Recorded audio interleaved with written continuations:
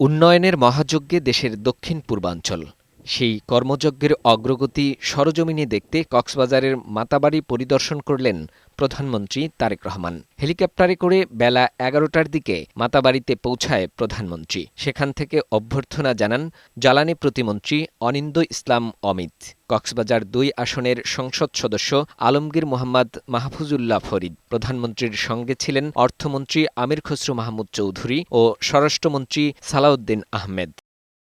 মাতাবাড়িতে প্রথমে কয়লাভিত্তিক বিদ্যুৎ প্রকল্প এলাকা পরিদর্শন করেন সরকার প্রধান। ঘুরে দেখেন প্রকল্পের বিভিন্ন কার্যক্রম ও অগ্রগতি। এ সময় পরিবেশের ভারসাম্য রক্ষায় গাছের চারা রোপণ করেন তিনি। পরে প্রকল্প সংশ্লিষ্ট কর্মকর্তাদের সঙ্গে বৈঠকে প্রকল্পের বর্তমান অবস্থা, অগ্রগতি এবং ভবিষ্যৎ পরিকল্পনা নিয়ে আলোচনা করেন তারেক রহমান।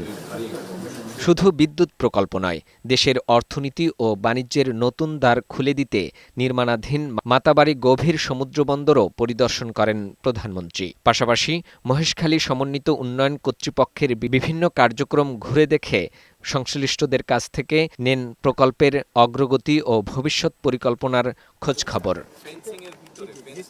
উন্নয়ন প্রকল্প পরিদর্শনের পাশাপাশি দুর্যোগে ক্ষতিগ্রস্ত মানুষের পুনর্বাসনেও গুরুত্ব দিচ্ছেন প্রধানমন্ত্রী। মাতাবাড়ি সফর শেষে বন্যা কবলিত বাঁশখালী ও হাটহাজারী এলাকায় যান তারেক রহমান। সেখানে বন্যায় ক্ষতিগ্রস্ত পরিবারকে নতুন ঘরের চাবি হস্তান্তর করবেন তিনি। প্রাকৃতিক দুর্যোগে ক্ষতিগ্রস্তদের পুনর্বাসনের পাশাপাশি তাদের স্বাভাবিক জীবনে ফেরাতে সরকারের উদ্যোগের অংশ হিসেবেই এই কার্যক্রম। ফাহিম মুনাইম, বৈশাখী সংবাদ, ঢাকা।